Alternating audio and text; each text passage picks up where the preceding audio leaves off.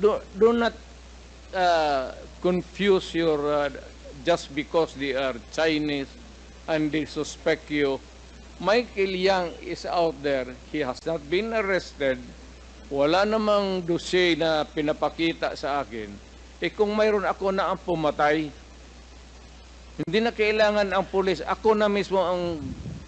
Kung may ebidensya po tayo na involved siya sa droga, papatayin niyo rin po si Michael Yang? Ako? Maniwala ka? Kung may mga ebidensya po, papatayin niyo? Sasama, tawagan kita, kasama ko. Hindi po. Ayokong pong maging katulad ninyo, no? At ayokong masama doon sa patayan. You will be a witness to a murder. Hindi ko po gagawin yun, Mr. Chair, no? Sumama kay Mr. Duterte para pumatay.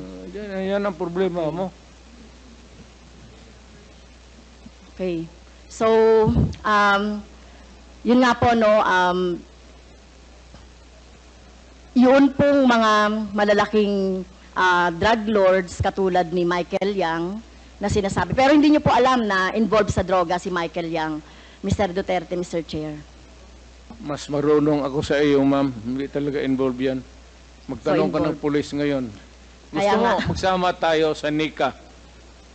Sama tayo sa NBI. Ngayon, pagkatapos nito, kung may makasabi sa iyo, may isang ahente na involved yan, yan lang ang suspitsa nila kasi pagka-in-check, yan, pag sama-sama ng... Hindi po. I beg to disagree, Mr. Chair. Tayo po nirerespeto po natin ang citizenship. Tayo po marami pong mga... hindi po tayo against sa mga in-check. No, hindi po tayo against sa mga sinasabi nating Chinese. Lalo na kung Chinese, Filipino yan, na wala namang ginagawang krimen dito sa ating bansa.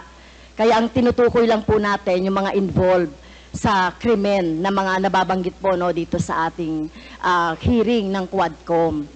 So, sana po, no, nung panahon ninyo po, dapat ang ikinulong at kung yung pinapatay instead ng mga mahihirap ay yung mga drug lords. Kaso wala kayong nahuling drug lords sa panahon ninyo. Si Michael Yang nandito pa?